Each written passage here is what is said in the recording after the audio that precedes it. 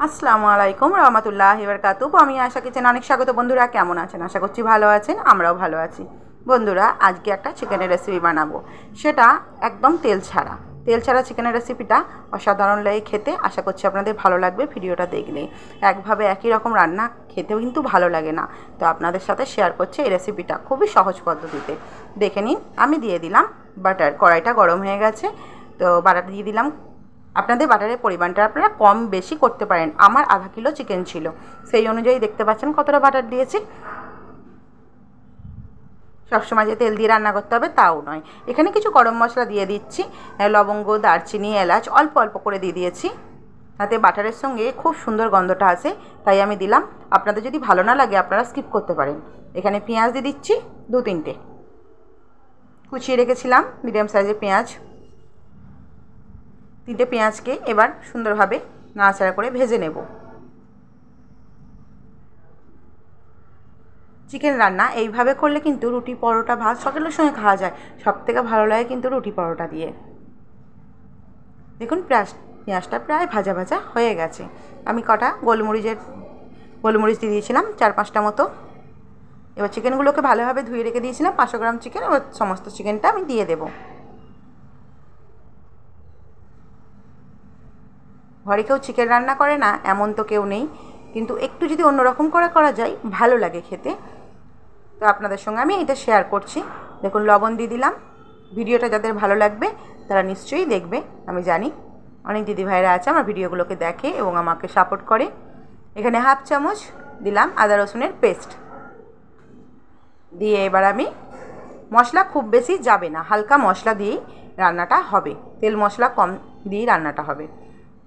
ভালোভাবে একটু ভেজে নেব চিকেনটা। আদা রসুন আর লবণ দিয়ে যদি চিকেনটা ভাজেন, চিকেনের কিন্তু একটা দারুণ স্মেল বেরোয়। সেটা আবার বাটার দিয়ে ভেজেছি। এর মধ্যে জিরে গুঁড়ো, হলুদ গুঁড়ো, লঙ্কা গুঁড়ো, ধনে গুঁড়ো সমস্ত কিছু 1/2 চামচ করে দিয়েছি। লঙ্কা গুঁড়োটা সামান্য একটু কম দিয়েছি, কারণটা আমি বলে দিচ্ছি কেন। অল্প পরিমাণ পানি দিলাম। এবার আমি কষাবো। এটা আমি অন্য ফোন থেকে ভিডিওটা করেছিলাম, তার জন্য দেখতে পাচ্ছেন কালারটা এরম।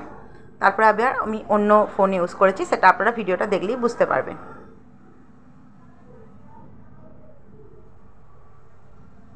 এই ফোনের ভিডিওটা খুব একটা ভালো হয় না কালার।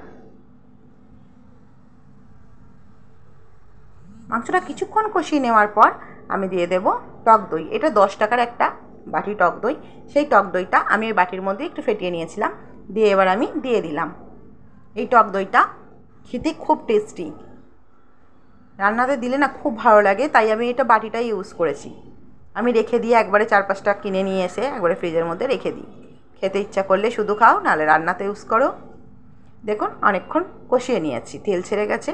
তেল বলবো না, বাটার ছেড়ে গেছে বলবো। মাংসের মধ্যেও তেল ছাড়ে, তেল থাকে, সেটাও বেরিয়ে গেছে। এর মধ্যে দিয়ে দিলাম কাঁচা লঙ্কা। কাঁচা লঙ্কাগুলো ঝাল আছে, তার জন্য আমি 2টো কাঁচা লঙ্কা থেকে চিড়ে দিলাম। নাড়াচাড়া করে নেওয়ার পর দিয়ে দিলাম আমি টমেটো সস। আপনারা একবার এই টমেটো সস এইভাবে দিয়ে দেখবেন, দুর্দান্ত খেতে লাগে। টমেটো সসটা দিয়ে এবার চিকেনটাকে কষাবো। চিকেনের কালারটা একদমই অন্যরকম হয়ে যাবে কষাতে কষাতে। দেখুন এখানে চিকেন থেকে যে তেলটা ছেড়েছে আর বাটার দিয়ে দেখুন কতটা হয়ে গেছে না। লবণ কম ছিল, লবণ দিয়ে দিলাম। আপনারা চাইলে অল্প একটু চিনিও দিতে পারেন, আমি আজকে চিনিটা দিইনি।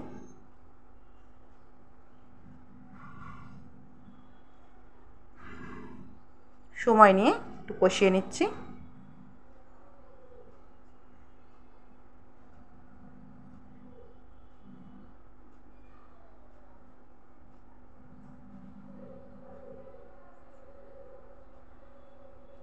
গ্যাসের ফ্লেমটা আস্তে দিয়ে দেখুন, কষে নিচে দেখেই বুঝতে পারছেন গ্যাসের ফ্লেমটা একদম কিন্তু আস্তে দেওয়া আছে।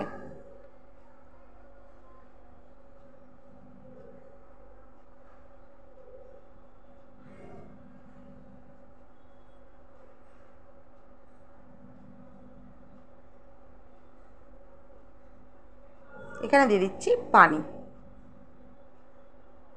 গ্রেভিটা কতটা রাখবেন সেই অনুযায়ী পানিটা দেবেন। পানিটা আমি কুসুম গরম পানি দিয়েছি, একদম কিন্তু ঘরের ঠান্ডা পানি, নর্মাল পানি দিইনি।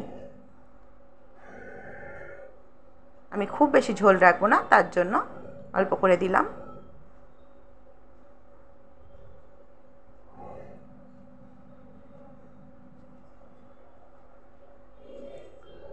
যেহেতু আমি দিয়েছি পানি, লবণটা চেক করে, লবণ আবার কম লেগেছে আমার, লবণ দিয়ে দিয়েছি। এবার আমি গ্যাসের ফ্লেমটা আস্তে দিয়ে ফুটতে দেব। দেখুন আমি ফোনটাকে চেঞ্জ করেছি, তাই এই কালারটা অন্যরকম লাগছে। তো এবার আমি ভিডিওটা অন্য ফোন দিয়ে করছি এবং রান্নাটা কিন্তু হয়ে গেছে। রান্নাটা অসাধারণ খেতে লাগে, আমি খেয়ে ভয়েস দিচ্ছি তাই আপনাদের বললাম। বানিয়ে দেখবেন, এইভাবে কিন্তু রুটি পরোটা দিয়ে আপনারা বানিয়ে খেতে পারেন এবং ঝটপট বানানো হয়ে যায়। ভালো লাগলে লাইক শেয়ার কমেন্ট করে পাশে থাকবেন। আপনাদের একটা বাটিতে আমি সার্ভ করে দেখালাম, কেমন লাগলো কমেন্ট করে জানাবেন। নতুন বন্ধুরা সাবস্ক্রাইব করে পাশে থাকবেন, পুরনো বন্ধুদের অসংখ্য ধন্যবাদ আমার পাশে থাকার জন্য।